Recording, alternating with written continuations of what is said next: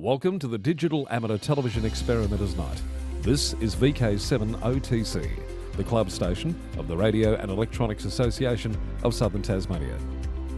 Amateur radio is a worldwide hobby that has many different aspects. Digital television is just one of the many modes and areas that are covered. Maybe you're interested in becoming involved in the DATV Experimenters Nights. Do you realise that you do not have to be a radio amateur or need any ATV equipment to participate anywhere in the world?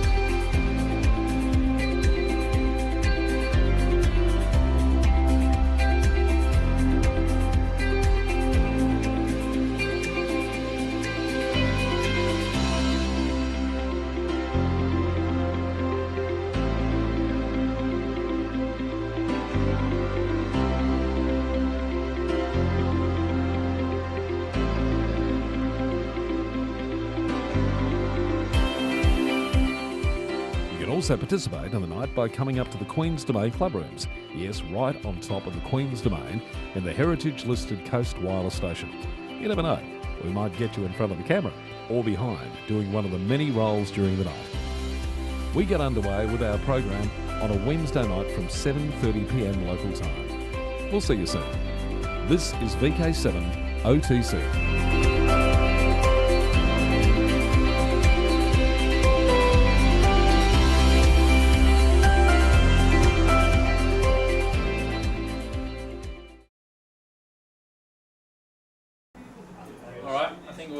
We'll get underway. So, we're going to have a look at my recent trip to Hamvention, Dayton. Now, quick straw poll that I wanted to ask: has anyone been to Hamvention in the room? No one's. I think there's only one person in our club that's been to Hamvention, and I think it's Martin, VK7GN. So Winston Henry, I think. Winston's been as well, has he? Yes, he's been a couple of times. Oh, okay. Oh, good. All right. I just wanted to know if anyone had been or not.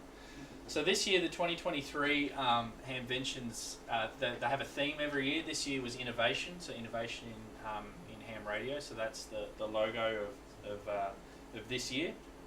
Now, before I continue on, there is a little bit of a warning about this. The first is that the following presentation has the potential to cause jealousy, envy, future credit card purchases, debt, bankruptcy, divorce.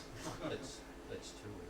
So please consult with your financial advisor and/or partner before proceeding, and apparently spelling errors as well. So please forgive those. All right. So all good to proceed? Yeah, that was the secret. All right. So what is Hamvention? Well, Hamvention is the United States' largest gathering of amateur radio operators, and it's the second largest in the world, held in mid-May for 3 days, from Friday to Sunday. About mid-May. This year was May the 18th to the 21st, I think it was. And the first Hamvention occurred on March 22nd, 1952, and that was at the Biltmore Hotel in Dayton.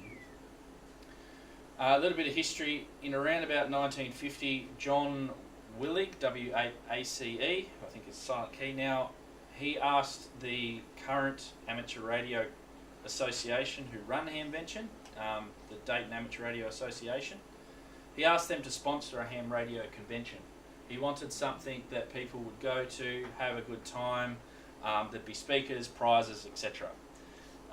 So the first one was held in 1952. They were hoping for about 300 people to turn up, and 600 people ended up turning up. And they had 7 exhibitors and they had 6 forums running. So that was back in 1952. So fast forward a little bit to today. Where's Hamvention held? Well, it used to be held in Hara Arena in Dayton. Thus the name Dayton Hamvention. But that closed in 2016. So in 2017 they had to find a new venue. which is where it is currently at the moment, the Greene County Fairgrounds, and that's in Xenia, Ohio, which is about half an hour from Dayton. Now, it was known as Dayton for such a long time. They kept the Dayton Hamvention name rather than changing it to Xenia, Ohio, or Xenia Hamvention, because no one would know what that is. So they kept Dayton Hamvention, but it's only about half an hour away. Costs about $30 to get in, so about $50 Australian, something like that. You can get a bit of a discount if you register online. So yeah. And for those that aren't familiar with the United States and where everything is, Dayton is the red pin there on the right hand side. It's in the eastern part of the United States. It's in the eastern time zone. So, how do you get there? From Hobart here, the most direct way is flying from here to Auckland, and then from Auckland to Chicago, and Air New Zealand's the only airline that will do that. There's Qantas, and I don't know about American Airlines might do. Qantas don't fly to Chicago. Chicago's the largest major city to Dayton. With Air New Zealand, we went international transit, so you don't have to grab your bags, you just literally go straight through international transit, straight through Auckland Airport, wait for your next plane to the United States. You get 23 kilos worth of luggage, you get carry-on, and it was around about, for one person, $2,400 return from Hobart, which is not too bad, really. So yeah, as I said, Air New Zealand, they offer the direct flights. Now, as I said, Chicago is about 4.5 hours drive to Dayton, so it's not too bad, it's pretty close. Other airlines, so Melbourne and Sydney, you can fly to Los Angeles, you can fly from Sydney now to San Francisco, you can fly to Dallas, you can fly to New York, all direct, but the problem is that they're further away from where Hamvention's actually held, so you have to jump on a domestic flight. Flying domestically in America is a little bit painful. Also, because of the USA have a hub, they're not like in Australia, they've got a hub and spoke way of flying. So, for instance, one of my friends, he flew from LA, he flew over LA to Atlanta, Georgia. So he actually flew over Dayton to actually go back to fly there. So it's not like you can fly directly in. There are other cities like Cincinnati's only half an hour away. Same deal. Minneapolis is here, and Columbus. You can fly into those airports as well. These are all international airports, but from Australia they don't fly directly. So, and even in America, you can't fly direct in sometimes. There are some flights that do fly direct, but they're expensive. So when we had a look, it ended up being, it was going to cost $400 one way for one person from LA. So we thought, well, that's a bit pointless, and we chose a different method.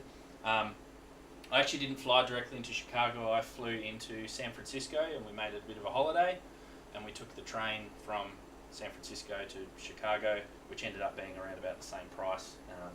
So we got more of a holiday, more of a scenic tour than just flying on an aeroplane, basically. So that's the most direct way to get there. So Hamvention, by the numbers, this year there was an attendance of 33,861, which is actually a new record at the current venue. The Tokyo Ham Fair, which there's always a bit of a debate between the Tokyo Ham Fair and Hamvention about which one's the largest event.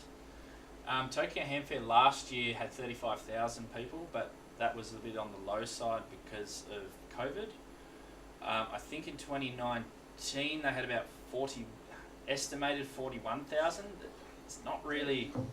It's a bit hard to find the exact numbers, but yeah, Japan, they love the ham radio. So Dayton's considered one of the big two, basically. Friedrichshafen, which was held a couple of weeks ago, has about 14,000. Hamcation is the next big one, which is in Orlando in Florida, and they have 21,000, and they hold that in February because that's towards the end of winter in America, and everyone wants to go on a nice warm vacation down in Florida, so they hold it there. And Dayton Hamvention has this year had about 700 volunteers, and it's sponsored by the Dayton Amateur Radio Association, so DARA, and there's all of not all of them, but there's some of the main volunteers on the committee. So I think what I'm trying to say with this is that every one of these events, and we had this discussion when we were there, that started somewhere. Like in 1952, it obviously started here with 600 people turning up at a Hamfest, and now it's like 30,000 people turn up, and everyone expects that it's going to be there every year, and it's only from the help of volunteers such as this. Like they must plan this. That's all they do. They must just plan this thing for the entire year, because it's such a fantastic event, as you'll see. So we'll just rewind a little bit. There's some other events that happen before the actual event on the weekend. This is one of them, which happens every year, called Contest University. This is on the Thursday. Now, Contest University basically has a large open forum event. They have multiple rooms, so they have multiple forums going at the same time. So it's a full day of training and knowledge for both beginners and advanced contesters, and it's taught by veteran contesters, and it's sponsored by DX Engineering, ICOM, America, and a few other big names.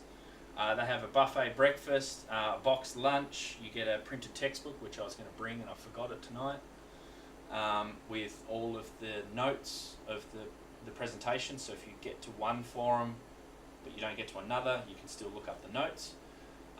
In the morning they run four rooms, and they run 3 presentations over those in each one of those rooms. So what's that? 12 presentations. Then when they get to the afternoon, 2 of the rooms run new presentations, and then another 2 they have around about lunchtime. You can vote which presentation you didn't get to in the morning, and they'll run that again in the afternoon. So whoever gets the most amount of votes, they'll run those again. So you know, if there's 2 conflicting at the same time, you can still hopefully catch up. But if you can't, it's in the textbook. They give you a personalised certificate that says you completed Contest University with your name and call sign. It's all very nice and personalised. You get a T-shirt. You get I think it was a $20 voucher to spend at DX Engineering. I want to say 20. I think 50 is a little bit too much. I'm pretty sure it was $20 to spend at DX Engineering at Hamvention. So that's pretty good. And that evening you also get a pizza party as well that you can turn up to. And I think Contest University was around about $70 Australian for the day. I was trying to cram so much in that I only attended till lunch. But when we were there was quite a few different topics. There was like digital contesting, setting up your beginner station, how to increase your score, remote contest operation, all that sort of stuff. There was a lot to take in. So we had that on Thursday. So I left at about and this year too, there was a lot of discussion about where contest is going into the future and how things can be improved a little bit. There was a lot of discussion about turning it into a place with the digital world, real-time contesting, real-time scoring, logging, all that sort of stuff. And eventually, a few wheels are being set in motion where hopefully in the next few years that happens, and we start to see some more contests, in the digital age, so you can sort of go online and check where your friend's at, and he's 200 points in front of me, I need to try and find another multiplier that'll get me in front of him, and that sort of thing. So yeah, that's progressing, and that was the theme of this year. The other event that's held at the same time, I attended in the afternoon, is called 4 Days in May. This is the biggest and best QRP event in the world. So these are all people who like to build their own QRP stations, transmitters, antennas, all sorts of stuff. They all gather in this location, which is the Contest University is held at a place called the Hope Hotel. I can't remember where this place was, but it was just down the road, about 5 minutes away. And we were there supporting Adam VK7HH, who you'd probably remember from our own conference here. He did the soda presentation with the small transmitters and the small CW keys and the large antennas that he also built. So he was doing a presentation there, very similar to our presentation that we had. And that room's, I don't know, there was probably about maybe 200 people in that room or something like that. Yeah, that was a lot of fun. So they teach new techniques about, showing off your QRP projects, all that sort of stuff. There's also an annual home brew contest as well. I think they also hold a competition they have a vendor night. I think it was on the vendor night. They hold a competition where they basically have a box of parts and they just tell you to make a transmitter or make something. And I think this year, I'm trying to remember what the aim was. I think it was try and build an amplifier with the most amount of gain or something like that. And someone built one with like 60 dB a gain or something like that, and they won a prize or something. So on this vendor night, you get in a room, and basically it's QRP labs, all of the I'm trying to think of some of the others, the QRP vendors who build these kits and stuff, and they have them all set up, and you can go and have a look, and they'll show you the newest products that they've got coming out and all that sort of stuff, which is pretty good. We mainly used it as a social networking type of thing, so that was pretty good. So that's before Hamvention. Now, a few of you might say, well, how big really is Hamvention? Well, this guy would say that it's huge. All right, he'd say that it's this big. That is a drone photo of the flea market, and that's only a portion of the flea market. That's not the entire flea market. That is a horse track race course. There is a lot of vehicles there, and just to point out, so this is the main flea market bit. Out the back here are all of the RVs that people go there to camp, and they sort of extend up to here. There's a couple of cars out the back here as well. We'll get to where the main event is as well up the top there in a minute, but that's the main event. And the length of that is 310 metres, and it's 140 metres wide, so it's pretty big. Would you say the track would be equivalent to the say the racehorse track here in Hobart? I don't know how big the racecourse track is at here, but I'm guessing they're probably all of a similar size, I guess. Maybe. I don't know. Not into horse racing, so. But yeah. It's hard to get scale on how big it is. It is hard to get a scale. In the presentation a little bit later, but I'll say it now, there's enough room for 2,500 flea market plots. And I think it was 16 square metres each. In actual fact, in the photo, so there's a full-size tent that someone had set up. A lot of people have these gazebos and what do you call them? Marquee set up. So yeah, it is hard to get a scale on that photo. So this is the flea market's further down there. The racecourse, sorry. This is also still all flea market here. So that's all flea market as well. A little bit of flea market here, around there. Flea market.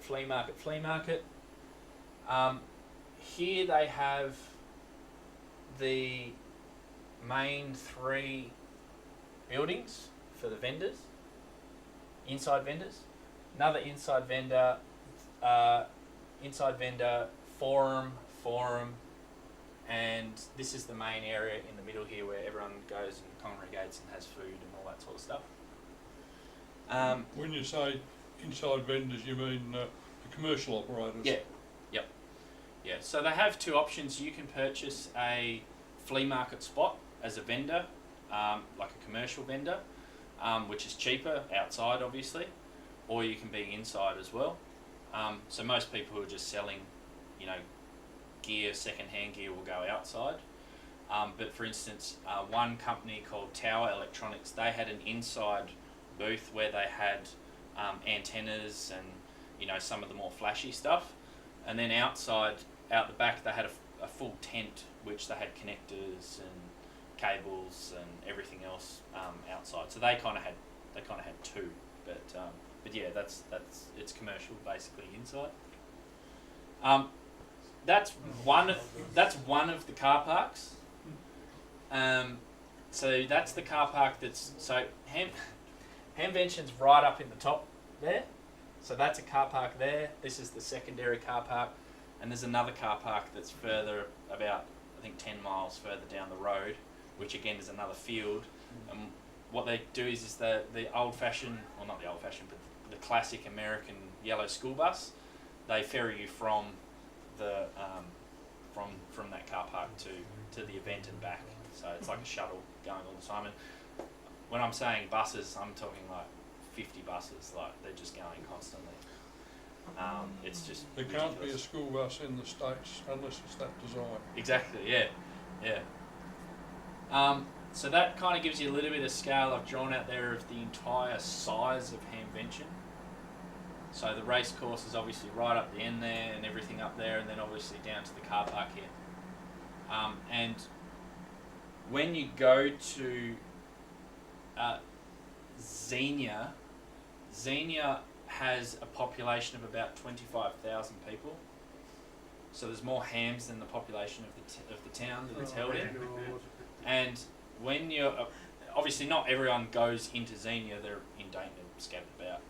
But when you go out for dinner or you're walking around town after the program, there are that many hams. Like it's we went into Texas Roadhouse and it was packed and they were all amateur radio operators. And you'd walk in and the waitress would be like, "Oh hey," and you'd have, you know, because you got to walk around with your handheld in Texas Roadhouse. You'd have your handhelds on, whatever, and you know your aerials and all this sort of stuff, and she'd be like, "Oh, Hamvention." You're like, "Yep. How did you enjoy it?" "Yeah, good." "Oh, sweet. Anyway, I'll find you a table." And like everyone knows, in you know, if you go out in retail or whatever, everyone knows that Hamvention's coming to town because it's just such a big thing there, and it's good for the tourism because they must rely on it every year for, you know, 30,000 people to turn up. And actually, just reminded me of having a handheld and stuff. I'll show you later. I didn't have a photo of him, but there's some interesting characters at Hamvention, and one of them we coined him HT Boy. He was about, what's your name? Sorry, I've forgotten your name. Adam. He was about Adam's age, and he had about 15 handhelds all around his belt. He's just walking around. "Oh, it's HT Boy," which was quite funny to watch. So yeah, the biggest flea market you've ever seen, 2,500 flea market spaces, 16 square meters each, 300 meters by 140 meters.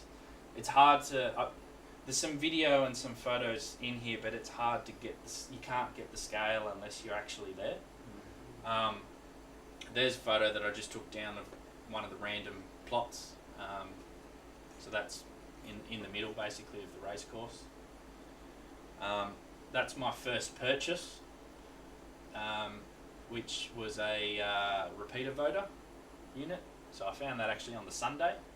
I walked around the flea market a lot and waited until Sunday to make the purchases that I wanted to make because everyone just wanted to get rid of the equipment, so that's when you can bargain. If you ever do go, and of course all of you are going to go after this presentation, so I apologise in advance. But It's only $50. yeah, that's right.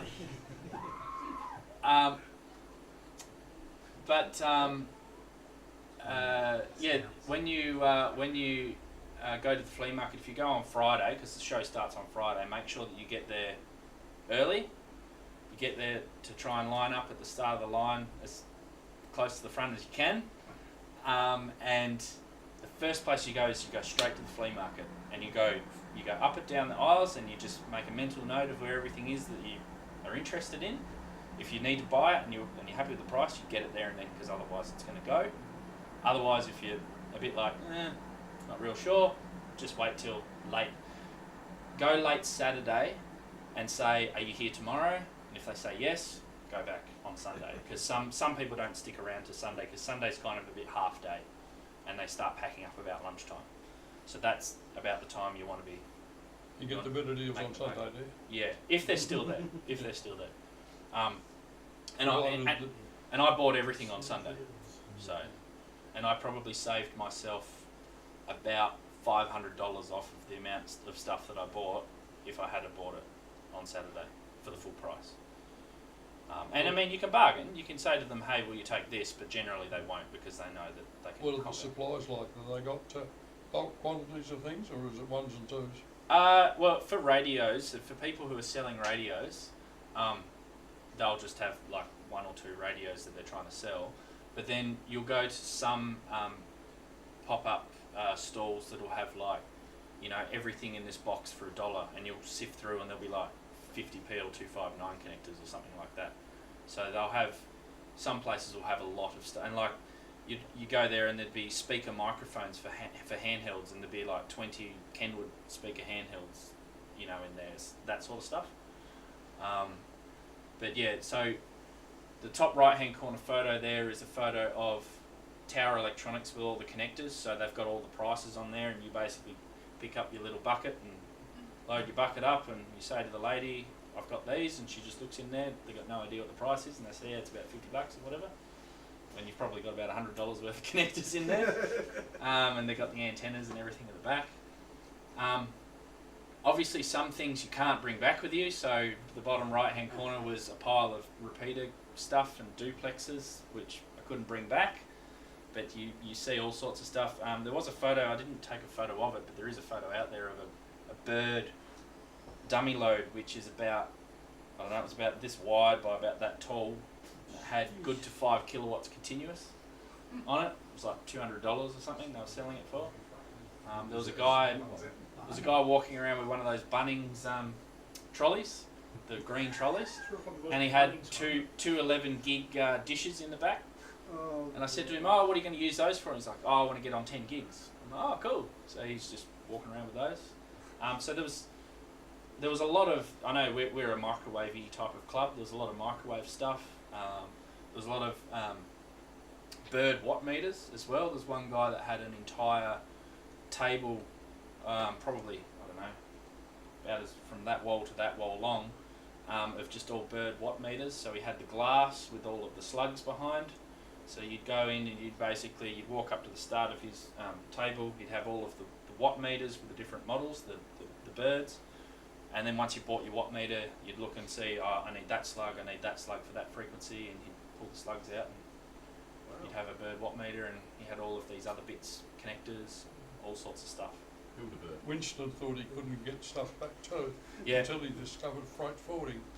Yep. He'd buy the stuff, say I want it sent to Australia, the company would send it to the freight forwarder, they'd do the packaging up, the whole bundle from all the sellers, and they'd send it to his address, and it was here waiting for him when he got here.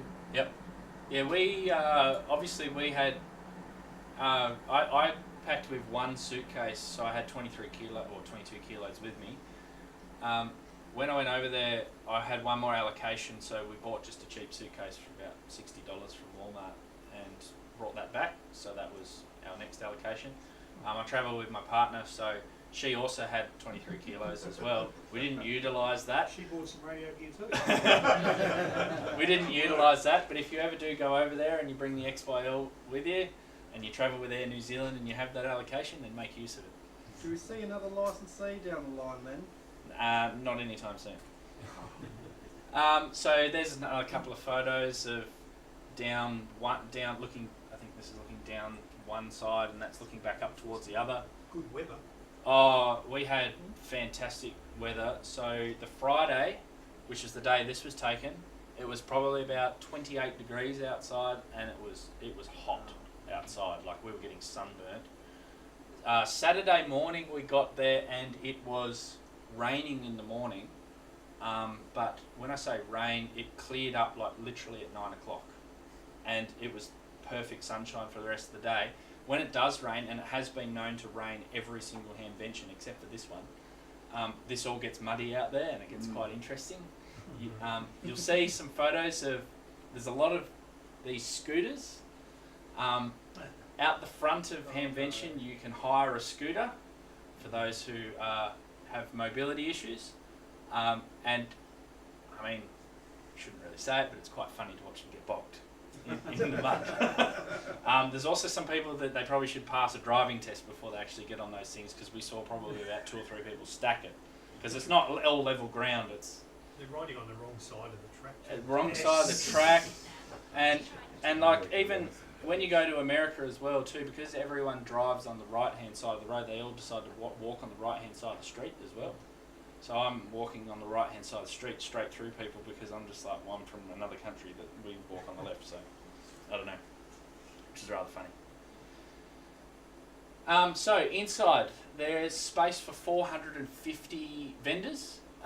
So these are the 3 buildings, and they're named, I don't have that slide. Maxim, Tesla, Marconi, Volta, Hertz, and then they've got the forum rooms. So the main ones, or the main 2, are the Maxim and the Marconi buildings, and then you've got the smaller Tesla building in the middle. Hertz building is down there too. So these buildings would have Yaesu, ICOM, DX Engineering, Gigaparts, the ham radio outlet, the larger vendors that take up a lot of space, and then obviously some of the smaller sort of what's the term, mum and pop electronics or ham radio stores would be in those. They're all the sole traders, like your guys that just sell like buddy pole and all that sort of stuff. The Hertz building, that kind of has youth on the air, not youth on the air, what are they? Amateur, the ISS guys, amateur radio on the ISS, ARISS. ARIS, yeah, they're in there. They do have the youth, Sterling's going to kill me if he watches this. It's not youth on the air, but it's youth. The youth stand is in there. The Dayton Amateur Radio Association is in there with the prize booth. So with your ticket when you get in, you put your thing in the prize booth, and they draw out prizes every hour out of a big drum, and they show them on screens. So I didn't win anything. And then in the middle, and we'll see a bit later on, is where all the food trucks and everything are. So. And then out the back here, they have all of the outdoor emergency MCOM, which our equivalent would be Wyson type of setups, where they've got the field day van and all that sort of stuff. So here's a couple of photos of some of the insider traders. No, not insider traders. The inside vendors. Ham radio outlet. They had a massive stall there. So you can see all the computers there. They're all the cash registers. All the catalogues here along the front. All of the equipment along the back. They brought, I heard, they brought about 105 FT5 radios. I don't know where Tony was here earlier. I think he's got one of them. Scott knows the ones, the Yaesus. They sold out of those on the first day, because they were selling them at $2.99 American dollars.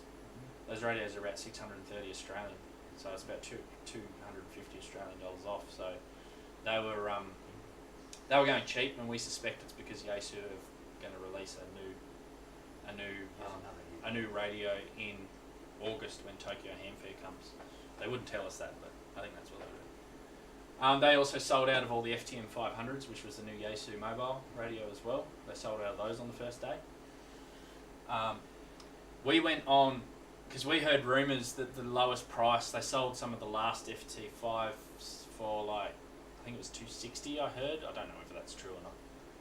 But we went to Ham Radio Outlet on Sunday, about 11 a.m. in the morning, towards the end of the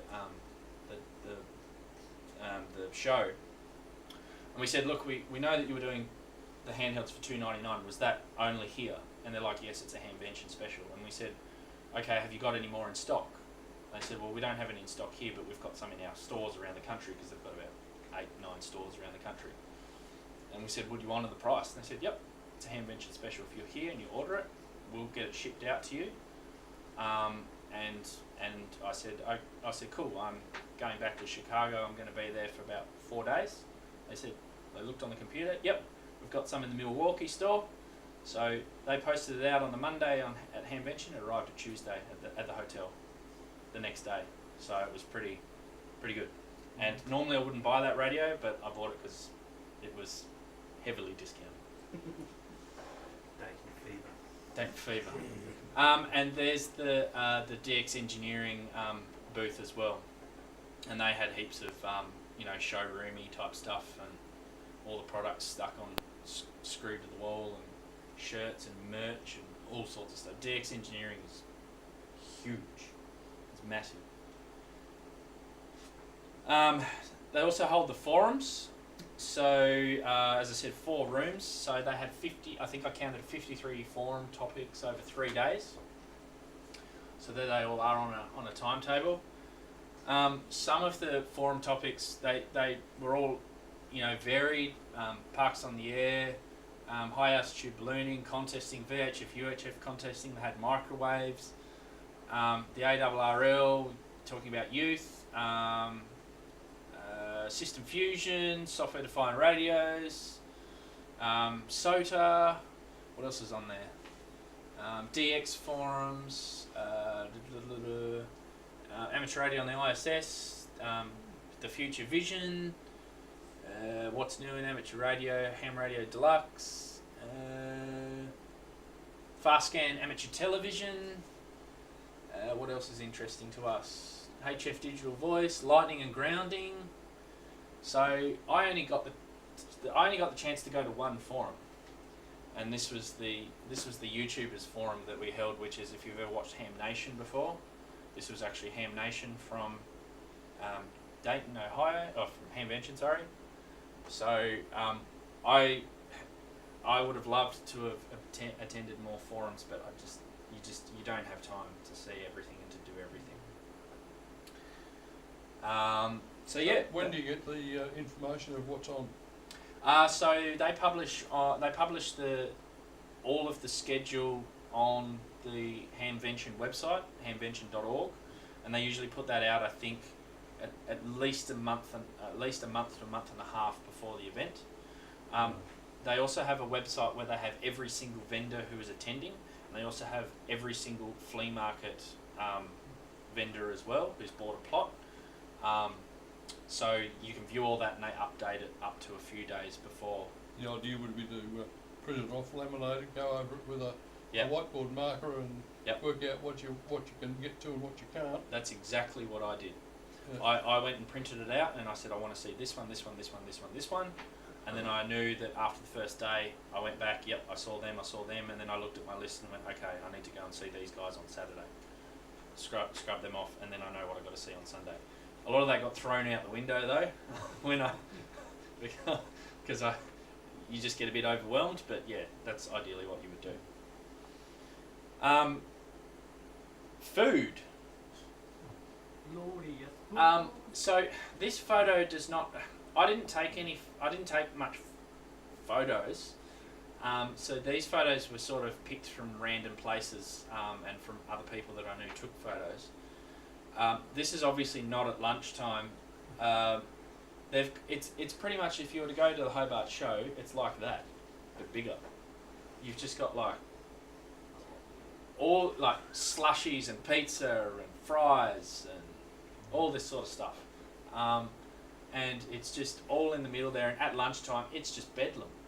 Don't go and get lunch at 12 o'clock. You have to have lunch at 10, because otherwise the lines are so, it's ridiculous how long the lines are. So we decided that we would eat at 10 or 10:30, and we beat all the lines, and we were fine. And then maybe if we got hungry at about 2 o'clock, all the lines are dissipated. So you don't get food at 12 o'clock, because otherwise it's just impossible to get around. But this whole area here in the middle around the flagpole just completely chock-a-block on Friday and Saturday. There's probably about 20,000 people out there or something like that. It was ridiculous. And we went over there, and I didn't hear of one single person that got COVID, which was amazing. I thought that someone would have got COVID, but we didn't. So that was pretty good. That's impressive, actually. Also, if you go, expect that Coca-Cola is going to taste different, and anything that's got sugar in it tastes different because they use some corn syrup thing. So we're having a Coca-Cola, and it's like, oh, it just tastes a bit bad. Anyway, we went to a flea market stall, and the guy's name is Mike, and I can't remember his call sign, but we called him Baltimore Mike because he's from Baltimore. And he's there, and he's like, oh, do you want a Coke? Because it was like 20 odd degrees, 25 degrees, 28 degrees outside, and we're sweating and everything. And we're like, oh, nah, yeah, kind of, but no, because it doesn't taste like home. He's like, no, I've got the Mexican Coke, which is what they call the real Coke with the real sugar, the Mexican Coke. So anyway, he goes in the thing and brings out this esky, and it's just full of all that. And I'm like, oh, this is just the best thing, mate. Thank you very much. And the glass bottles and everything. So that was fantastic. He was a great guy. He also said, he goes, oh, I see you wear Under Armour shirts a lot in your videos. And I'm like, yeah, I like Under Armour shirts. They're quite nice. Oh, I used to work as a rep at Under Armour, and he brings out these bags, Under Armour bags. Oh, here you go. You can have these. I'm like, oh, cool, thanks. And then he was selling a Yaesu radio, which he discounted to someone because he was mates with them. And it's like, this is the kind of stuff that you go there and you develop these friendships with people, and they just, they're just happy to give you stuff. It's, it's pretty good. So this is the tower lady. I don't know what her name is, but she goes every Hamvention, and she does up her hair, and she's got a little antenna and everything done up in her hair. So she's quite entertaining. As I said, we had HT Boy. We had what's his name, Joe. I can't remember his last name. He's the guy that walks around with the Dr. Seuss cat in a hat thing, with all the. He's got literally like every pin from every single Hamvention stuck on it. There's the Porcupine, Toyota Prius with all the mag mounts on it, with all of his antennas. And that's kind of a bit of an idea of the line at the start. You can't really see, it goes all the way around the corner and way back to the car park. So when we got in at 8 o'clock in the morning, we had media passes, so we were allowed in early at 8 because the gates open at 9. And it was a bit weird because you're walking past probably about 1,500 people who are lined up, and we just walk straight through the gate and we go straight to the flea market. So it felt a little bit bad, but not really that bad because I travelled so far. So Parks on the Air, that was a massive booth as well. They had all sorts of Parks on the Air memorabilia and stuff you could buy, and flyers and all sorts of stuff. Flex Radio, they had a massive stall which they had, their full products on display, and you could sit down there and actually make QSOs if you wanted to, put on the headset and play around with their software and play around with their radios. So they had about, probably about 10 of those set up there. So that was pretty good. The internet was actually surprisingly good inside so they've had issues with the internet before, and they must have upgraded all of the towers around, because inside we were getting down like 500 megabits down or something on 5G, sorry, and outside it was even faster. And considering we had it's like when you go to a football stadium or something, like a lot of people using the internet. It worked pretty well, so we were quite surprised, quite impressed by that. Now I'm not sure if this is going to work. This is not going to work. Let me.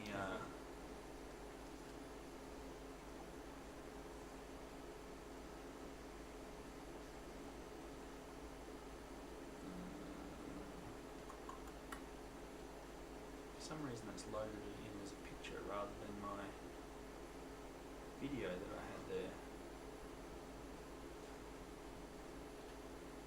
That's a pest. Just bear with me a second and I'll bring up the video. So this this video will give you a bit of a rough idea of what it was like inside.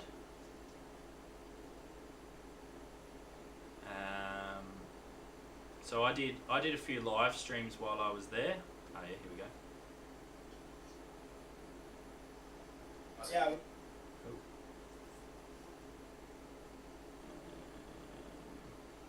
Yep, here.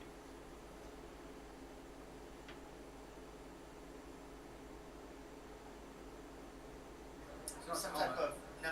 But So I was mentioned about Tower Electronics. So this is one of their booths inside. So they had inside and then they had outside as well. So there was a lot of these, like they had like tables set up like this, but then you'd get into the major vendors that would have like massive things. So there's diamond antennas. They had a relatively small setup, and then you'd walk in here and this is the Yaesu booth. So Yaesu had all of the radios on stands and displays in here, and you could walk in and you could basically then walk next door to Ham Radio Outlet and buy the radio that you want. Or you could go to Gigaparts and buy the radio that you want, or DX Engineering or whatever. R&L Electronics. So there's the new 500 that they had sitting there. They had a couple of those. They also had some of the bigger HF rigs as well. Yaesu had a much bigger stand than what Icom did. I was actually surprised at how small Icom's was. They kind of had like a bit of a corner, and they had a couple of products set up.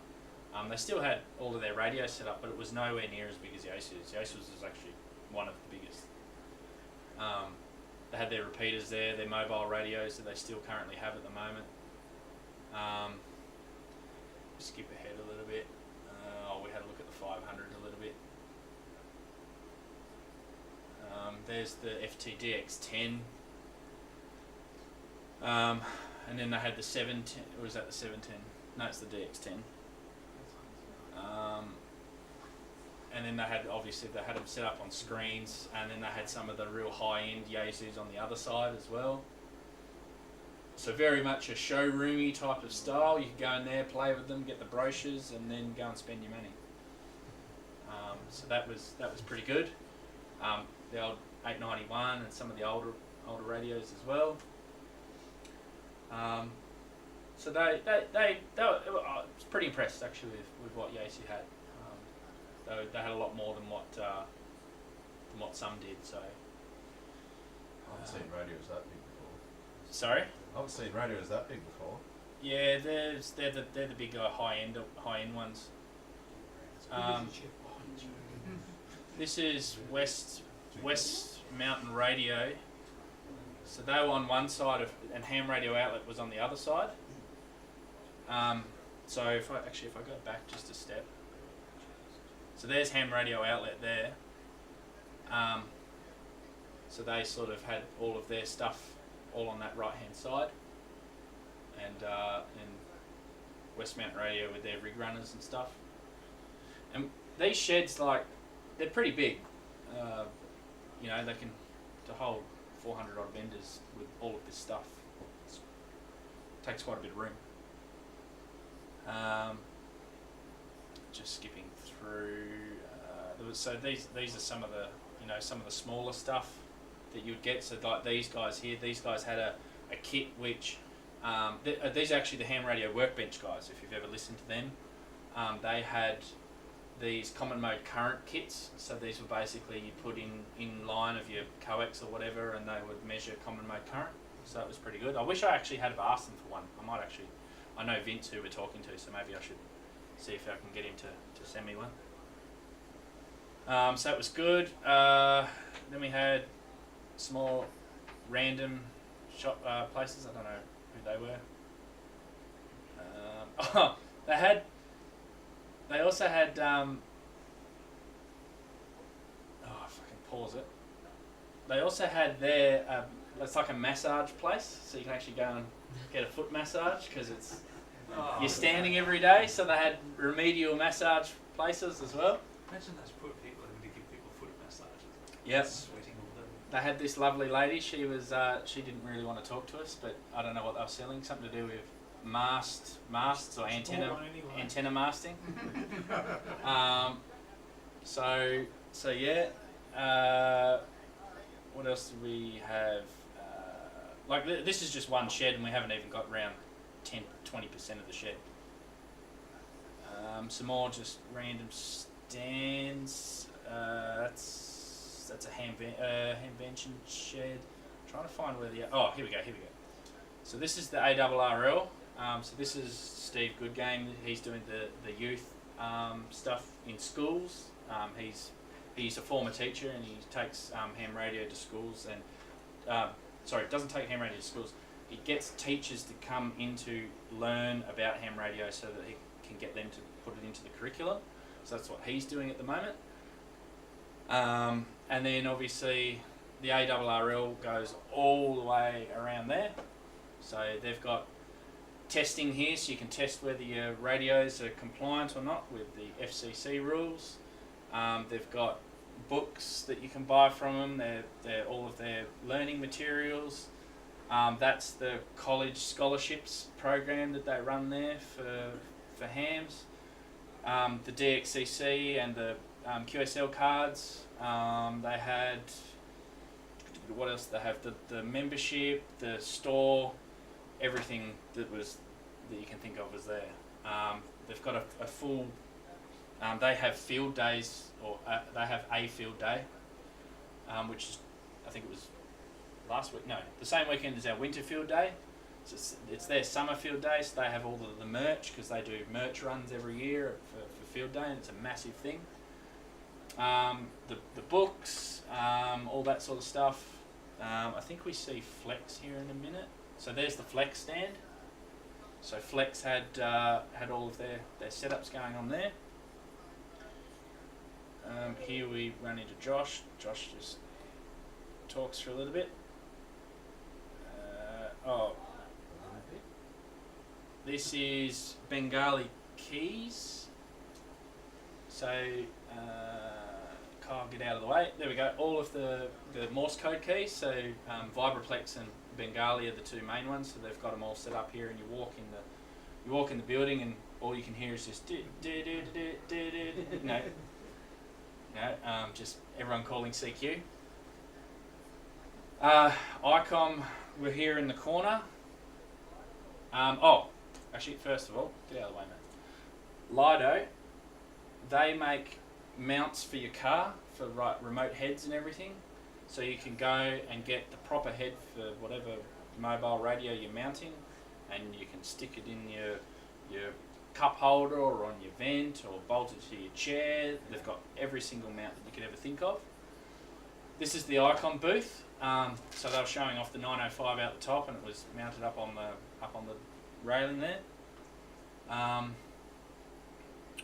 So yeah, we talked about that for a little while. They had gold bars just sitting there too, which is a bit random. You need one to buy a 905. Yeah. Two. So they had all their other radios around the corner here. There's a 70, or I think that was a 9700 actually, because there's no 7300s available in the world. All of their handhelds, they had a new handheld there. Kenwood was also there with a new handheld. So yeah, they're there. So as you can see, so that was literally one shed. We haven't even looked at the other two yet. So yeah, pretty big.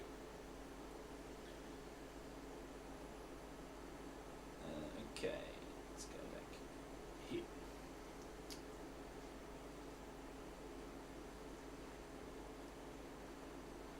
So, another reason I went was to meet the ham tubers. So these are the guys who do amateur radio on YouTube. Some of you guys probably watch their channels.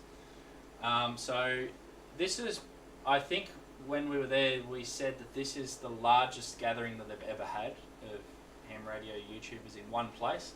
We're at an Airbnb here, which is like a 5-bedroom house. It was huge. We weren't all staying there, but this particular night we did a live stream, which we had very poor audio on, and we basically ate Australian food, and the big winners were Tim Tams and Milo, and the losers were Vegemite. They didn't like Vegemite. So some of them could tolerate it, but yeah. Is that what's on the table in the front there? Yeah, and there's also cheesels. Cheesels are there. They couldn't. Take a supply of Tim Tams with you. I brought four big packets with me, and now some of them have discovered that they can actually buy them in like special grocery stores over there, so they sell them. And they're and it's the proper ones because I had Hershey's chocolate over there and it tasted really waxy and didn't really taste that good. So they got to taste real chocolate. So yeah, they like that. And cheesels. They also were surprised they didn't know what a Kit Kat Chunky was, and I said it's a Kit Kat, just one wafer finger that's massive. So they really enjoyed that. They also enjoyed Fantails. Of course, we can't get Fantails anymore, so they're like, well, soon. So yeah, won't be bringing Fantails back. They also had Minties and all that sort of stuff as well. What else did I bring? Twisties, burger rings. I didn't bring these all with me. I got them shipped in advance. So yeah, we all had fun, and I also brought them. I didn't know which. I had a request from Steve, who you saw earlier on. He wanted some beer because apparently when he was younger, his dad somehow got Tuies, and he wanted to try Tuies again. And I said, all right, well, I can get you some Tuies if you want. So I brought him some Tuies. But I didn't know what's the most Australian beer that's not Foster's, because we don't drink Foster's because it tastes like piss. I mean, it tastes like crap. So, 4X. well, it was 4X, but then there's also VB. No, VB's awful. Well, it is, but I was like, well, I don't really want to give them a bad beer. I don't really know what to bring them. Cascade. Cascade. 4X or I Bose? brought Cascade Premium because it was Tasmanian beer. Nice choice. So I brought Cascade Premium. I think I brought two bottles of that. Brought the Tuies in the end, and I think I brought. There was another one, like a craft beer. I think it was a Shambles one or something. But anyway, I ended up with that because there was too many choices. I was like, I don't know what the most authentic Australian beer is. There's no real. We don't really have an authentic Australian beer because 4X Gold's like Queensland. Yeah, that's right. And VB's Victorian. The Tuies 4X, VB if you're slumming it, Yeah. and Tassie is Bose or Cascade. Oh, if you're in Hobart, it's not or Bogues. if you're in West Australia, it's Swan. So, Apologies to everyone in Launceston watching. Not really. So yeah. Anyway, we had fun with that. So you've got Jim, Big Jim, as you've probably seen in the video. Kane4YCD, FEP Labs Radio. Evan, W8KFR. He's on TikTok. Daniel, VA3SDO, Tank Radio, Frank, I'm not going to go through all their call signs, don't know who that is over the back, me, Shane from this side of the radio, Steve, temporary offline, Rob, Digital Rancher, W5ITR, Sterling, N0SSC, Mike, N8YO, Jason, KC5HWB, Mike, K at MRD, Frank's call sign KH something, KH5ACJAGJ. Adam K6RK, Billy, Modern Ham, Josh, Ham Radio Crash Course, KO6NAZ, Bill, can't remember his call sign, Ham Radio Tectonics, I think. Carlos, KD9OLN, Charlie, N6, I should know his call sign, and Kyle A0Z. Sorry, Charlie, if you're watching later. Carlos, the dude you were. Red Summit RF. Yes, and I'll be getting to that shortly. So did they appreciate the beer or did they think it was rubbish? I don't know. I don't know actually I don't know who drank it. To be quite honest, it was just put in the fridge, so I don't know who drank it. But I think I gave. I can't remember who I gave it to, but anyway, someone did. When we were there, we went to Texas Roadhouse, and on the last night on Sunday, Steve, who I was travelling with, he said, let's go to Outback Steakhouse. And I said, fantastic, let's go to the most unauthentic restaurant, Australian restaurant in the place. So anyway, we rocked up, and anyway, we walked in, and I'm like, this place is ridiculous. It had like things on the walls, which was like a half of an Australian flag, but not really.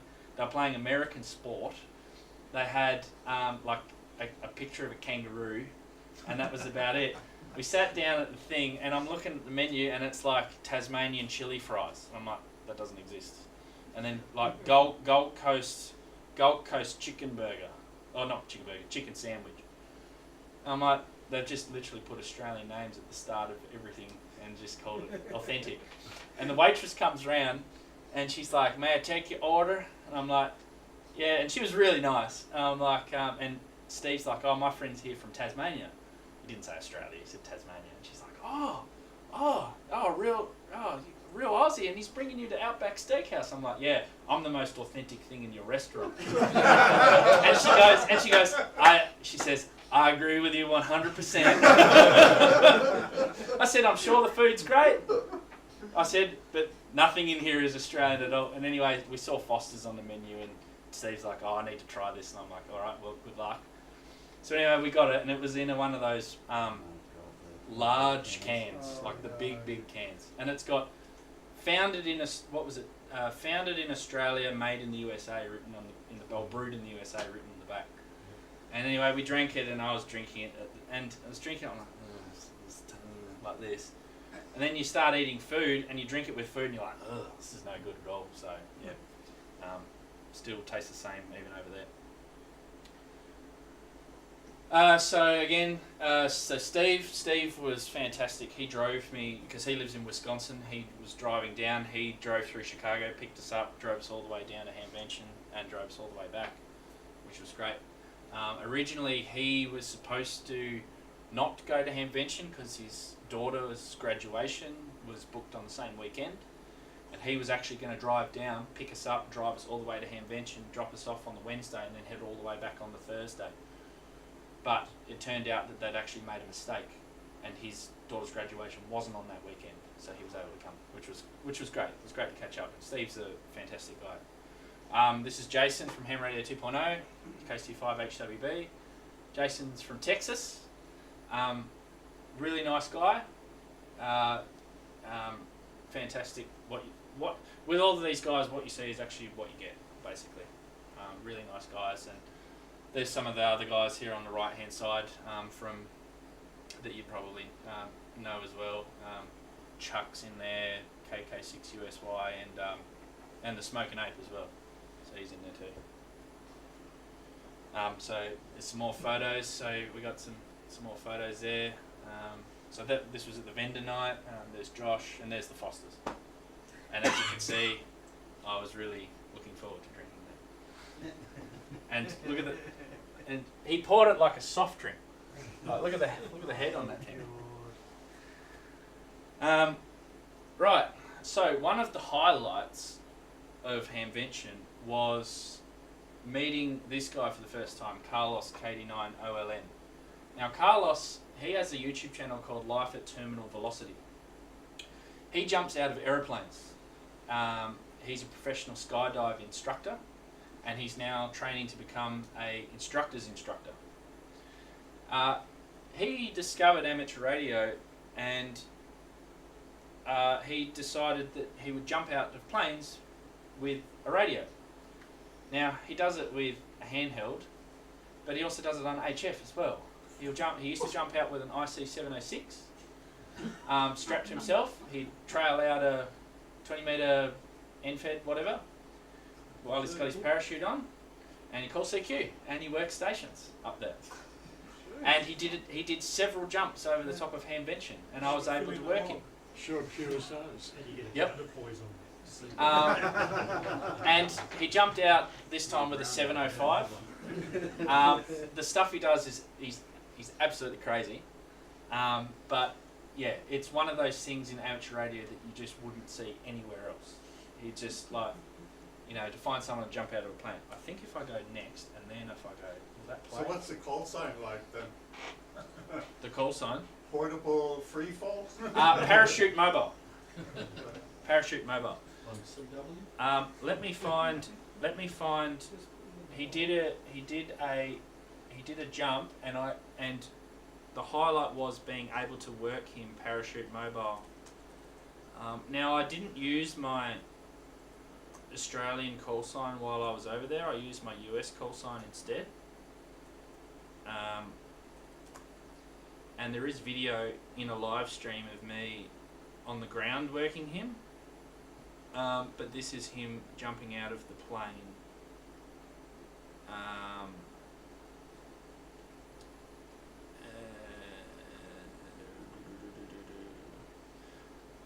So bearing in mind this is just some random airstrip which does jumps, and he just went there and Lunatic.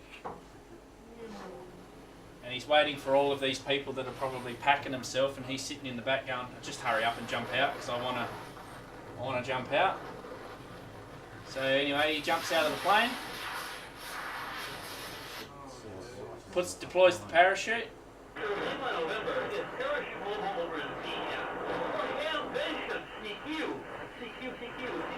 Listen to the pilot.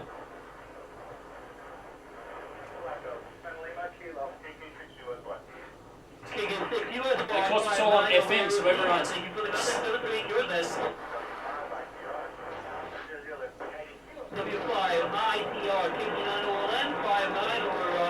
So he has roughly about 6 minutes worth of contacts or so, and this is what happened toward the end of his jump. He'd packed up because when he gets to 3,000 feet, that's his safety zone when he has to concentrate on landing, and this is what happened.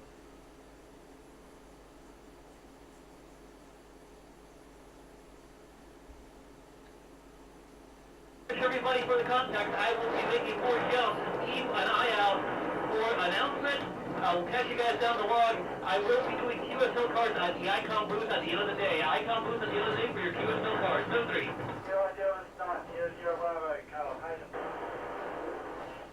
So he's thinking about it while he's up there. Gang, I am QRT. I am below my altitude. 7-3, relating. There'll be more jumps later. 89 SSB, you're my last. 5-9 over the... So I managed to work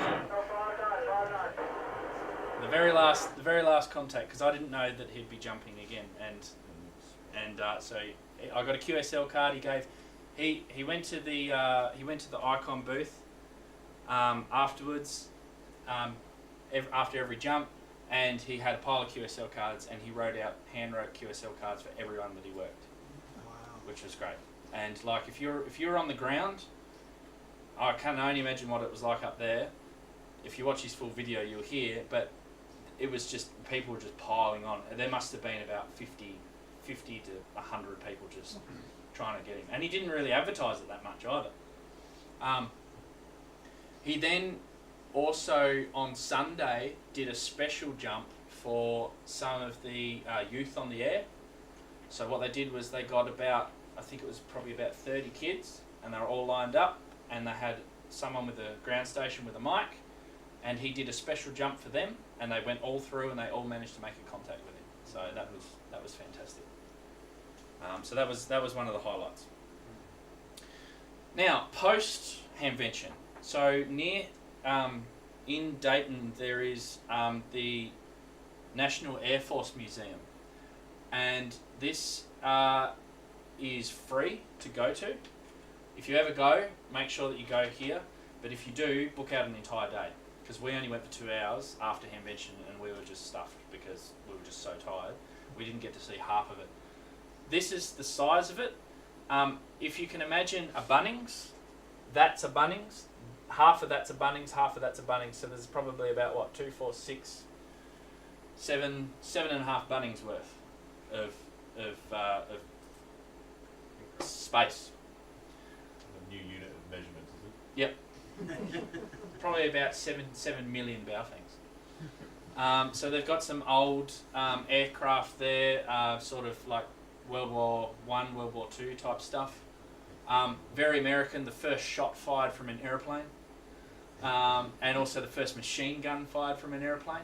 They've also got the bullet as well, which is really random. It's like the first thing you see when you walk through the door.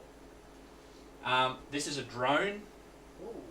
You think a drone is actually a small thing, it's actually huge. So that's one of the drones that's in there. That makes more drone tiny. There's another drone, US Air Force aircraft carrier thing in the background there. I don't know what it was because I didn't go over to it because it was just too much. Mark 17 thermonuclear bomb. Oh wow. And one of the comments by Sterling, who was with us, he said, he's like, he's like, speaking as Americans, he's like, why do we make everything so big? He says, because like, the atom is so tiny, and we've got to make a bomb that big. This is there's a missile silo, so they've got, I only showed one photo here, but there's about 6 or 7 different missiles all sitting right next to this one missile. This is probably the biggest one, the Peacekeeper. So they're about probably 40 metres high or something like that. They're pretty big. They've also got Air Force One in the background. They've got 2 Air Force Ones. This is the one that JFK was on, and the day he got shot Lyndon Johnson was sworn in on as well. So you can go in these as well. It's like really, really narrow. Everything's like perspex on, like they've got everything preserved, like all of the interior and everything.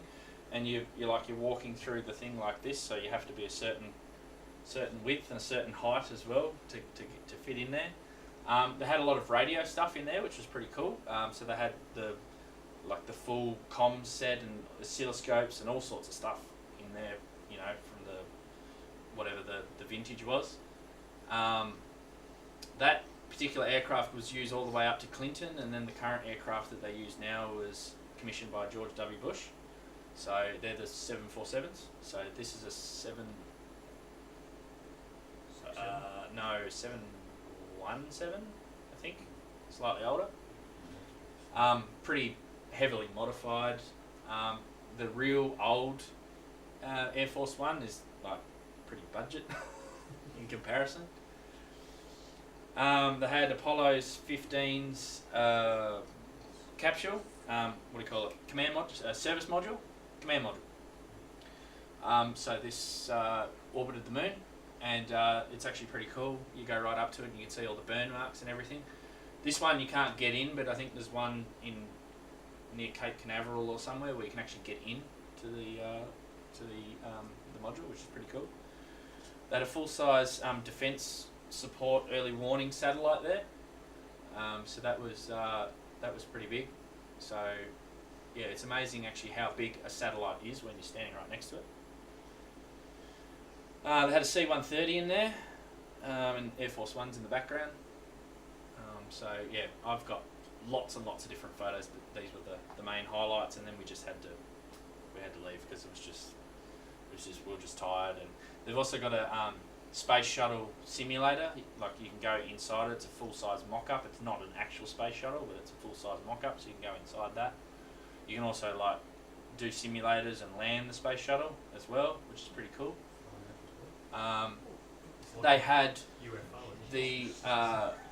the Space Force. They had all of the stuff there for the Space Force. They even had the pen that Donald Trump used to sign in the Space Force. So that was weird. What else did they have?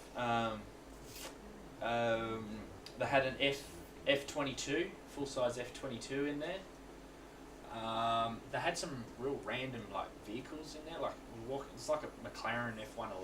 What is it? Some McLaren race car in there. I don't know what that was there for, but yeah, it's quite a they had a little Sputnik mock-up as well, and they also had a glass case where they had all of the space food, so you know everything all shriveled up, but they had they had like windows in it, so you could actually see what it looked like, which is not very appetizing. So with all of that in mind, you just have to go. So if you have a bucket list, add Hamvention to it. Ideally, you go with friends or other hams you know. So I think if you were to go by yourself, you would have a good time, but the biggest thing about it is the enjoyment that you have with others, because we just had an incredible amount of fun there. And if you can go with people who share your interests, share your hobby. There was plenty of people there with their wives, with their daughters, their sons. Amazing amount of diversity with ages. There was not just all old hams there. There was younger hams. There was middle-aged hams. There was prospective hams. I met several people. I met one guy who came along and he introduced himself, and his son was with him, and his son hadn't really shown much interest in radio, but he came with his dad to Hamvention. They come all the way from Minnesota, and his son was like, "Oh, I want to, just being here, I want to take my test, and I want to get into radio. This is cool, and I saw this and that." And so anyway, I put him in the direction of the ARRL, and they were going to organise a radio for him and testing and stuff, so that was good. This is Jerica, that's Steve's daughter, so she spoke a little bit about the stuff that she's done. She's done an internship at ARRL. So it's good. It's like a whole family type of thing, so it's fantastic to see. If you are going, make sure that you book early for accommodation though, and look for the cheap flight deals. Accommodation goes pretty quickly. Airbnb, there's plenty of accommodation, but Airbnbs is probably your best friend there. Hotels can get quite expensive, but there's plenty of pretty decent Airbnbs. And also make it a holiday, so go and discover something else. I went to Chicago, and I actually didn't really expect much from Chicago, and it was actually a very, very nice city. Good place to visit, plenty of attractions. River cruise was nice. So yeah, make it a holiday. And the main thing is you won't regret it, because you'll have so much fun. And I had a video here to play, which we'll get, and I'll show you why I had so much fun. Would have been much smoother if it actually just worked.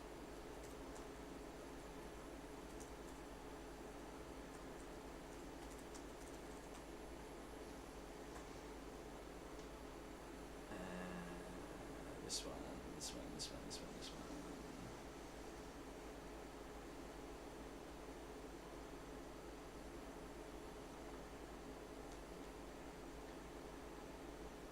Right, so to say that again, you'll have so much fun.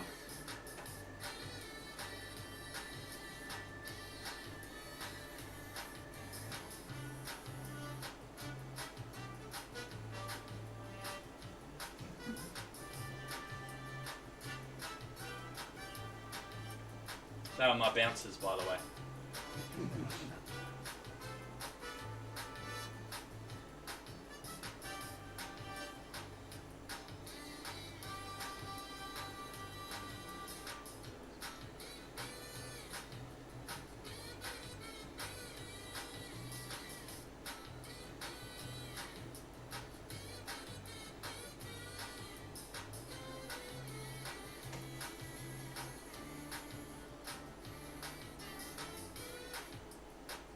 That's just a random ham that we met in in the museum.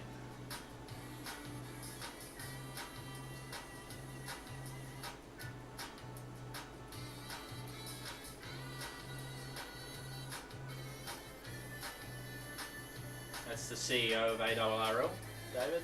Oh, this is Joe, the Cat in the Hat guy. Oh, wow. Ray Novak from ICOM America. Sterling again, being an idiot. Big Jim.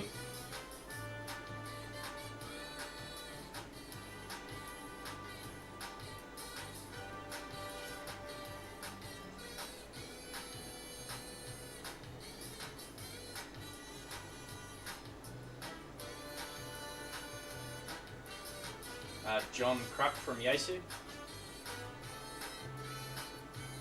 My Kenwood that I bought on the last day. The Smoking Eight.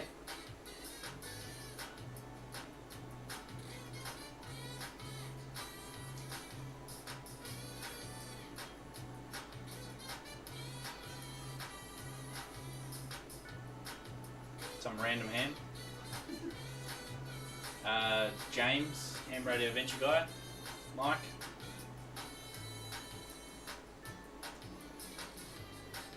They're all the guys on TikTok.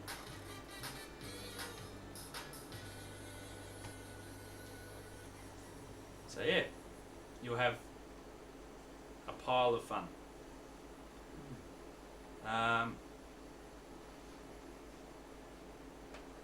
Any questions?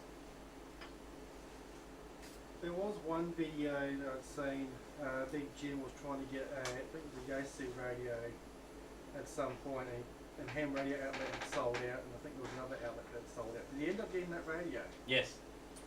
Oh, good. It's at the end of the video. He went to R&L Electronics, and they had them there. So. They were the cheapest too, didn't I don't know about the cheapest. They just had them in stock. Yeah, we pulled a little bit of a trick on Big Jim because we decided to unnecessarily censor him for the entire weekend. So that whole video is full of 1 kilohertz bleeps, which was quite entertaining. He wasn't that angry about it, but it made for a good video. So, and he was a good sport about it. So you were just making it sound like you were saying inappropriate things, but have you seen it? Clearly not. Does anyone want to watch it? Because it is rather funny. Yeah, hang on. So It goes for a little while. So given the scale is just phenomenally massive, were there things that you sort of put in the back of your mind to bring back for the Tassie Ham Radio Expo? As in ideas? Yeah. Or is it just so different that there's no... Look, no. There is a lot of different stuff, but there's not anything that we couldn't copy on a smaller scale.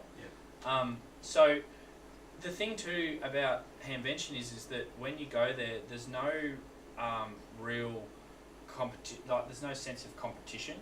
So you'll go around and there'll be a booth for Hamcation, and there'll be a booth for Huntsville Hamfest, and there'll be a booth for Friedrichshafen, and they'll be like, come to our event, ours is here, and Hamvention are happy to have them because it promotes their particular event and the next event and the next event.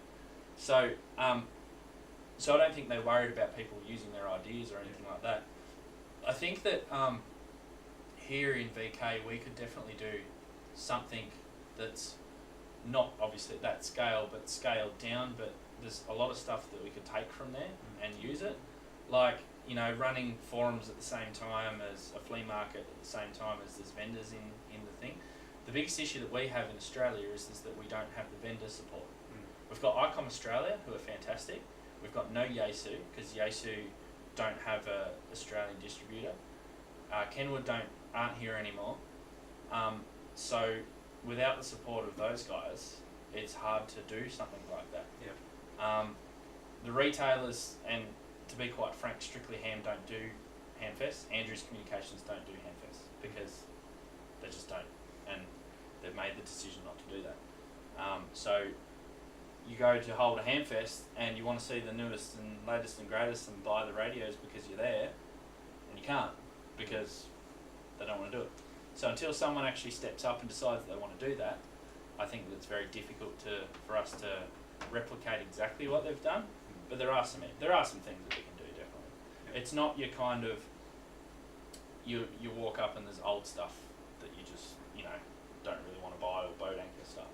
It's a good mix, and I think that's what draws a lot of people and it appeals to a lot of people. And actually, I forgot with what Rod said earlier, they do have a freight forwarding thing as well. Yeah. So you can actually go there, buy your stuff, drop it off there, and then they'll organise to ship it back to your house or whatever, which is real good. As far as bringing it back into the Tassie Expo, yeah, there's some stuff that we could do, definitely, on a smaller scale, obviously. I mean, we were quite surprised at the amount of people we had here, with 130 odd, and every Hamfest and every event starts somewhere. So, and it's quite clear Ohio is in the middle of nowhere. It's in the middle of the United States, and people still travel to go there. If it's good enough and people enjoy it, they'll want to come back. So, for us here in Tasmania, if we wanted to host a mini Hamvention, as you'd call it, people are going to travel if they want to. So, yeah. The suppliers that you had there were all stocked with their new stuff. Was there any sign that they were also catering for questions, updates, help with the older stock, stuff that was sold last year? Yeah. So obviously their products have like a lifetime until they're discontinued. They didn't have their like a tech support. Like if you had a broken radio, you couldn't bring it to them and they'd fix it for you. But you could talk to them and they would point you in the right direction. They definitely had like last year's models or the year, like they had an IC7300, which is, 9700, which is what, 4 years old now, 4 or 5 years old now. So they had that on display still because it's a current radio. But they didn't have like, you know, an IC7000 or a 706 because they're too old. But you can find plenty of those out in the flea market if you wanted to. So if you had a radio that you were looking for, more than chance that you'll find it out in the flea market. That Kenwood, I ummed and ahed about that. The guy had $500 on it, which was US, which is pretty expensive. And Sunday he was literally packing up, and he'd already packed the radio away. And I offered him $325, and he said $350. I said sold. So I knocked off $150 just because he was packing up. So I managed to get the Kenwood. So that's the kind of stuff you can do. Yeah, it's pretty good. Thanks, Aiden. That was a pretty good presentation. We are jealous. Yeah. Getting back to the accommodation. Sorry? Often I hear of conventions and so on where you can register an interest. You say, I want some accommodation of X, Y, Z for so many nights. What is on offer? And they will already have referenced in what's available and their recommendation as to whether it's a 1-star or a 5-star joint. And they won't do the booking, but they've done all the homework. Makes life a lot easier. Any sign of that happening there? Yeah, so a lot of the hotels and accommodations run off if you were there last year, then you get preference. So if you ring up early enough and you say, hey, I'm thinking about coming because I was there last year, then they'll hold it for you. Hamvention, it's the radio association itself don't really give you recommendations on accommodation. They just expect that you find your own. That said, places like where Contest University is held, it's actually held at a hotel. So a lot of people stay at that hotel because it's close by and they've had a good experience there. But yeah, they don't kind of have a, it's because they sell out accommodation pretty fast, so they kind of don't really give you like a recommendation. It's just sort of, you know, book it online or book it as much in advance as you can. I also did forget to mention earlier too about the flight time. So the flight time to Chicago is about 14.5 hours from Auckland. So from Hobart it's probably about 18 hours total to get there. So yeah, if you can stand to be on an airplane for that long, and I don't particularly like flying, but I did it. So if I can do it, anyone can do it. So. And did you find yourself being hassled by the populace and the cops over there? The cops? Yeah. No. Didn't see many police actually. Well, San Francisco I saw no police. And you're talking about police, right? yeah, well, I've had some relatives who I know fairly well go over there, and they got hassled by the local cops. It didn't matter Drive on the wrong side whether of it the was road. morning Yeah. or night, because their accent was different. All right. And they were picked out Yep. and scrutinised rather heavily. Yeah. They got away with no more than a question and answer sessions each time, but they were still picked out. So I was nervous about a few things. One was flying into the country. I'd heard a lot of stories about border security, and that the Americans will like take your phones and they'll take your laptops and they'll ask for your passwords and do all this sort of stuff. That didn't happen. We come into San Francisco, and unfortunately we come in at a time when there was a lot of international arrivals, so we were waiting for probably 45 minutes in the line. We got up to the thing. She because you fill out it's not a visa, it's a waiver. You can be in the country for 90 days or something, and you don't need a visa. So we had all the paperwork and everything, and she basically scanned the passport. She said stand in front of a Logitech webcam, took a photo, took fingerprints, and she said, how long are you here for? 3 weeks? Okay, enjoy your visit. We just walked through. And then when we walked through, our luggage was literally coming around the carousel, which was right in front of where the border patrol was. Luggage was right there. We just picked it up. No one else in the terminal, just walked out. And we were like, do we have any more security checks? So we had more security checks in Hobart than we did in San Francisco. Wow. So there was that. But yeah, police wasn't... San Francisco was an interesting city. There wasn't that many police around. Chicago there were, but it's not like you go to Melbourne and you see them all walking around Melbourne, but they don't really have that in Chicago. It was just they're all sitting in their vehicles and eating donuts and stuff. So. You've got 15 viewers. Justin wants to know how you got into the cockpit. Oh, yes, yes, sorry. I did skip over that, didn't I? Let me go back. And thanks, Warren. If there's any more questions on YouTube, then bring them through. Well, many of them are thanking you for a great presentation. Yes, cockpit. So, yeah, I had put off. I wanted to go to Hamvention 2022, but I didn't. And I felt I missed out.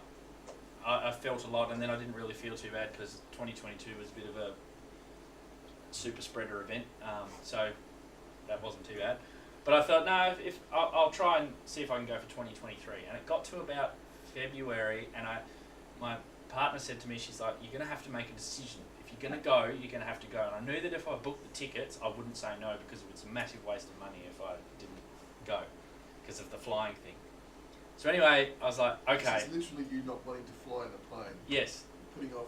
Yes, because I've never done a long... So previous to this, the longest flight I'd done was from here to Auckland, and that was in December. And before that, it was to Brisbane. Right. So it's a pretty big jump, really. So anyway, I was like, all right, I'll book the tickets. So we booked the tickets, and we only told like 3 of the YouTube guys over there that were coming, so there was a bit of a surprise with that. So anyway, flew over there, and it wasn't as bad as I thought it would be, apart from the fact I didn't get much sleep. So when I was over there, I said, hey, I've made it to Hamvention, blah, blah, blah, whatever. And there was a pilot who flies for Air New Zealand, and he's a ham radio operator. And he sends me an email, and he's like, he said, I see that you flew in our new Dreamliners. They're about 4 years old. Great aircraft. Here's a photo of up the front, and he took a photo of the cockpit and everything like that. And I said to him, thanks for, his name's Simon, ZL2 something, I can't remember his call sign. And I said to him, are you doing any more flights to the US? And he's like, I've got to fly to New York this week. And I said, look, I'm heading back from Chicago on this date. And he says, no, I'm flying to Tokyo, I think, that night or something like that. And then he says, then I'll go to New York, he says. But I know who is doing your flight.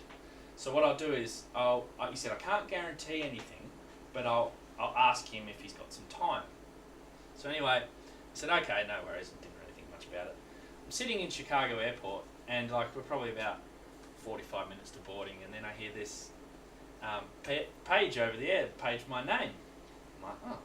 So I go to the front, and I said to the lady, I've been paged. And there was a guy standing behind her with the walkie-talkie, and he's like, oh, yes, board him right now, like this. And they were lining up the business class and the kids. So he's like, oh, yeah, just come in front. So I pushed in front of all the business class people, and because they take your photo. And I'm walking down the thing, and I'm the first person on the plane. Get down to the the onto the plane, and the cabin stewardess is like, "Oh yes, oh Miss New Zealand lady." She's like, "Oh yes, Mr. Honeywood, we've been expecting you." I'm like, "Oh." She's like, "Yes." Then she calls one of the other cabin guys in who's working in business class, and she says, "Oh yes, would you be able to take Mr. Honeywood up to the cockpit to meet I can't remember what his name was, the captain, whatever his name was." And the guy's like looking, because he's like obviously not a request that he hears very often. And then she sort of like leans over and says something to him, and then he's like, "Oh okay, yep," and follows me. So anyway, I get into the cockpit of the bloke, and I'm like, "Oh," he's like, "Oh, hi, I'm Hayden." He's like, "Oh yeah," like this New Zealand fella, and they're all Kiwi pilots. And the guy gets up and goes, "Oh yeah, have a sit up the front here, bro," like this. And anyway, so I'm sitting there. He goes, "Oh, you've got a phone," and he gets the phone out, and he said, "Oh, I'll take some photos for you," like this. And anyway, so he's like, "Oh, anyway, yeah, this is our aircraft." He says, "Yeah," because obviously he must have been wised up that I didn't really like flying and stuff. He says, "Don't worry about us." He says, "Mate, she's about $200 million. He says, "We're just here to look pretty." He said, "This thing will fly itself." He says, "We just press a button and it just flies all the way to New Zealand." And anyway, it's like, "Oh, okay." And then I was talking to the other pilot, the co-pilot, and he's like, "Oh, so what were you doing down here?" And "How do you know Simon?" I said, "Oh, he's an amateur radio operator." And he goes, "Oh," I said, "Oh, so what are you here for?" And I said, "Oh, we went to the largest amateur radio convention in Ohio in the world." He goes, "Oh, right, oh, what do they have there? A couple of thousand people?" Yes, yeah, about 30,000. He goes, "What? Oh." He says, and then he goes, "Yeah, my grandfather was a ham, ZL1, whatever," and just rattled off his call sign. And then anyway, they were talking amongst themselves like this, and he's like, "Oh yeah, so what do you think?" And he's showing me the heads up display, and anyway, I'm like, he's like, "Yeah," you know, it was really friendly guys. And anyway, as I got up out of the seat, I bumped a switch with my head, which worried me for the entire trip. but anyway, Like if you have to sit in the emergency, yeah. And then, that's right, it didn't eventuate in the end, but the guy was like, "Oh, what seats you booked?" And I said the seats. He goes, "Oh, they're economy." He says, "Oh," he looks to the other fellow, he goes, "Do you reckon we got any spare premium economy, bro?" Like this. And the guy's like, "Yeah, I think there's a seat or two. We'll see if we can bump you up to premium," like this. Didn't happen in the end, so they obviously didn't have a spare seat. But yeah, they were really nice and friendly, and so that's how we ended up in the cockpit. So that was eased the nerves a little bit for the return trip. So that was good. Once again, proving it's not what you know, but do you know?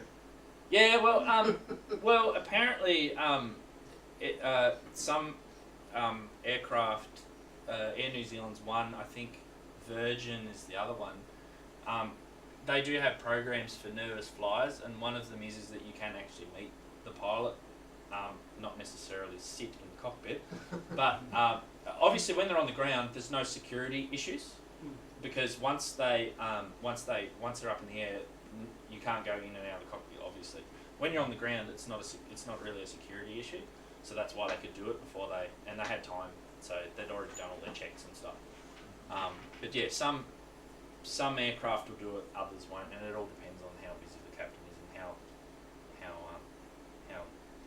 much he wants to talk to you. But yeah, they were really nice and really friendly. So, and even because there was, we all crammed in there, and even the flight engineer, he just sat out the back in business class just waiting for us. So he was happy to do that. He just had his iPad there, and he was showing me the iPad. It's got like all the weather data and all the waypoints and everything, and he's like, "Oh, this is our trip," and he's like, "It's going to be bumpy coming over the Andes, Mexico, is that right? Is that right? Doesn't sound right. He's like, "It's going to be bumpy coming over the border of Mexico and the US, and then as we get out to the sea," he says, the Andes are in Switzerland. not Andes. Rockies. No, not Rockies. That's Colorado. What's the ones over Mexico? Can't remember. Anyway, he's like, "It'd be a little bit turbulent through there." He's like, "But once we get out in the Pacific, should be fine all the way to Auckland." So Did they have an alternate crew? So there was 4 of them, and 2 of them are in there at any one time while the other 2 sleep, and they work in it was a 16-hour flight, so they work in, I think it's 4 or 5 hour shifts, something like that. Well, no, not 4 or 5 hours. Maybe it's 4 hours. 4 4-hour shifts. You're only allowed to work 4 or 5 hour shifts at a time. And they've got their own bed that they can go and use. What did you think of the airline food? For economy it was alright. I stuck to the fresh fruit, which I don't usually eat fruit, but I stuck to the fresh fruit. You almost tasted first class food. But it wasn't the Air New Zealand economy was probably the equivalent of a premium economy meal that you would get with Qantas. It's actually pretty good. And your partner went with you? Yeah. So what was she doing while you were in the cockpit? Oh, she was in there too. So they let her in too. She actually come with me to Hamvention as well. So she came on Friday, which was amazing. And then Saturday she actually met up with a couple of the other YouTube guys' wives, and they went antiquing on Saturday. So Old radios. well, one of the Canadian guys, he brought his wife down. It was their first ever Hamfest as well, and he comes up to me, he's like, Hayden, he's like, the girls are talking. I'm like, oh yeah, and he's like, yeah, they're going antiquing on Sunday. Yeah, like this is getting a fist bump. Like, yeah.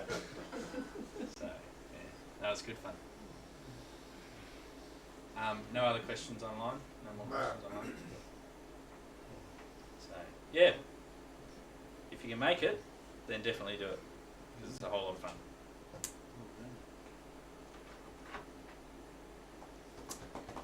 Thank you, Hayden. No worries.